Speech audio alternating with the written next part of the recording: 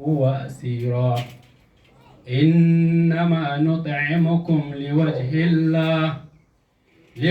الله لا نريد منكم جزاء ولا شكورا إنا نخاف من ربنا يوما أبوسا قمطريرا فوقاهم الله شر ذلك اليوم ولقاهم ندرة وسرورا وجزاهم بما صبروا جنة وحريرا متكئين فيها على الأرائك لا يرون فيها شمسا ولا زمهريرا صدق الله العلي العظيم.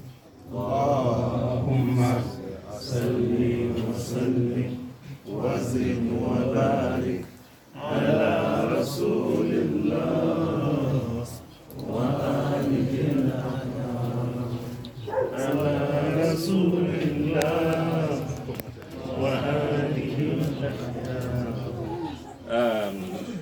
Because of the time and the day we're organizing this program, it happens to be on Friday, so we need to hurry it up and see how we can make it before Jumat prayer.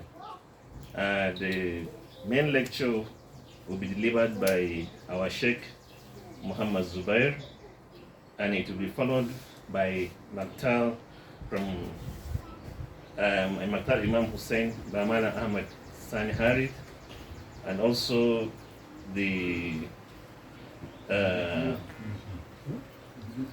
Malam Nura Shahidi will sing a song of Imam Hussein and Qiratul Ziratul Imam Hussein will be taken collectively.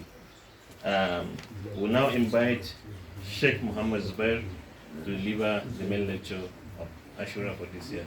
Bismillah, Sheikh. اللهم صل على محمد وآل محمد. اللهم صل على محمد وآل محمد.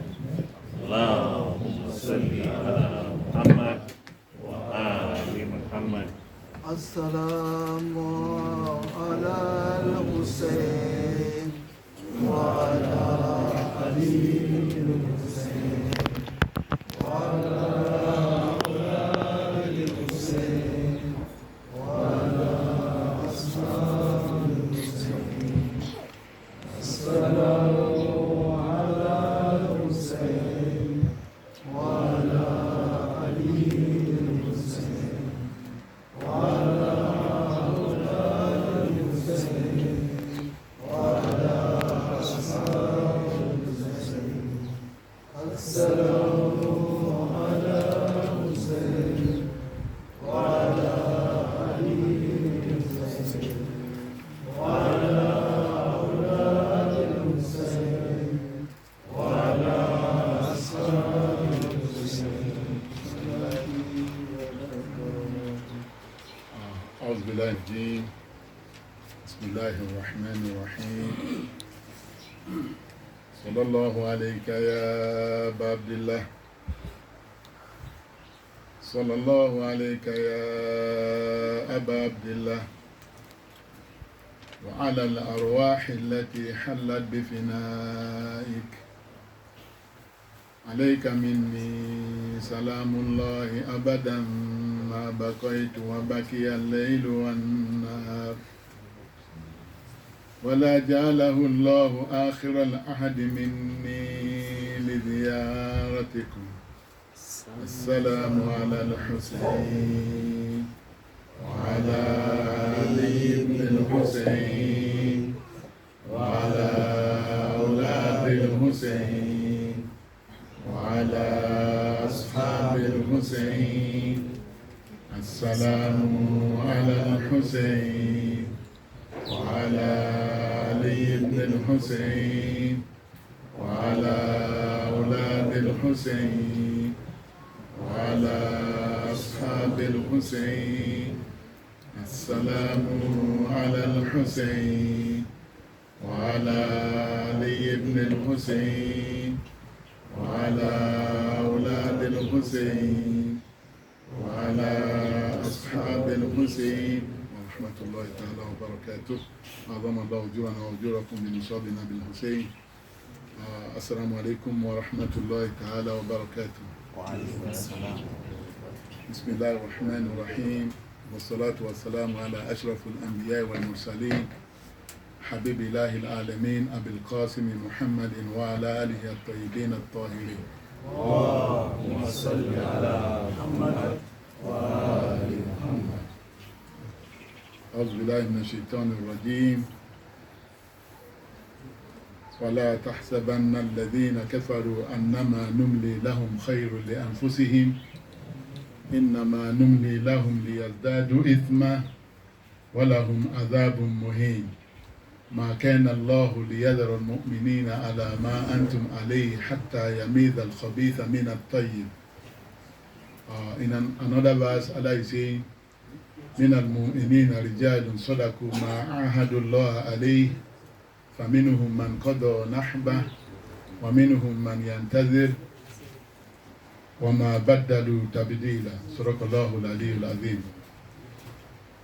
Once again, we want to start by sending our condolence to Imam Sahib al-Zaman, Ajalallahu Ta'ala Faraj al-Sharif, and to the whole, our able Maraji, most especially the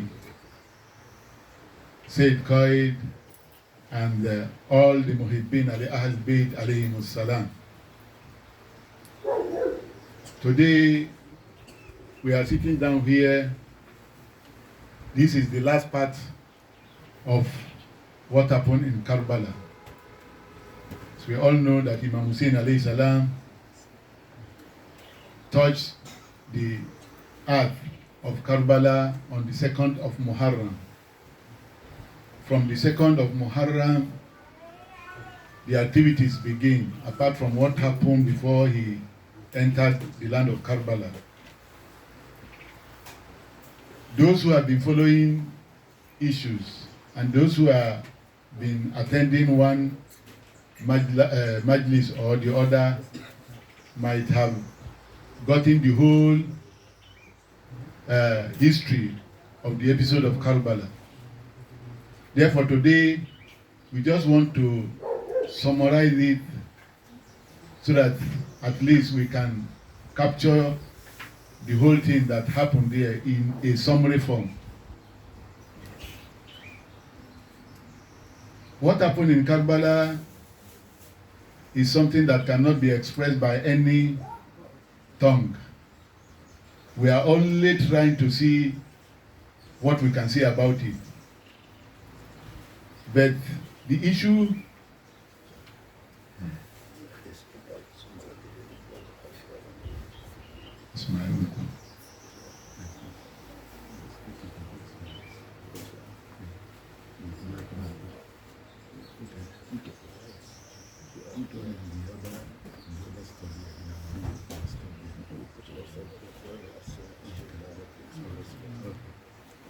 sorry.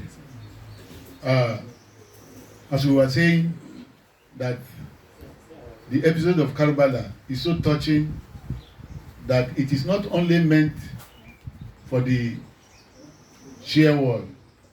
It is not only even meant for the Muslims, but the episode of Karbala is something that all freedom fighters in the world have to learn from, because Imam Hussein alayhi salam, after the episode of Karbala, he has become an institution, a university, where anybody that wants to liberate himself from any oppressive system at any time should be able to learn from. And once you learn, you are able to learn well from it, I bet you are going to be successful. Therefore, as I said earlier, let's just be brief about the whole episode of Karbala. As we're all aware that after the martyrdom of Imam Ali alayhi salam, throughout his stay in Kufa, all he has written, both verbally and in a written form, that Imam Hassan alayhi salam is the one to take over from him after his demise. But before then, we all know the politics of Muawiyah ibn Abi Sufyan. Even when Imam Ali was alive, he tried to see how he can tarnish the image of Imam Ali. That was the reason in Damascus then and some other areas that Muawiyah has control over. He tried to send message there to portray the Imams, especially Imam Ali, as enemy of Almighty Allah. That was how he tried to do it. But God, as we all know, that it is promise of Almighty Allah that Allah must perfect His light. You may only try to stop it for some time, but the light must be perfected.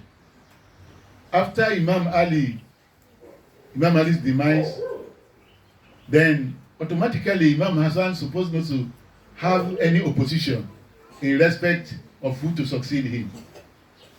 But Muawiyah, with all his plans, decided to go in conflict with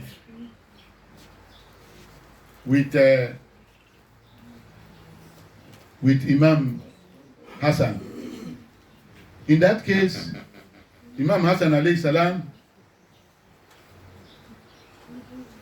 see that one, during all the time of Imam Ali, he faced all kind of trouble, and he almost used all his time to fight the enemies of Allah. When we say the enemies of Allah, don't think we are talking about those kuffar. We are talking about the so-called Muslims, because the battle Imam Ali fought was not, he did not fight against the kuffar or the polytheists, but he fought against these people who call themselves Muslims.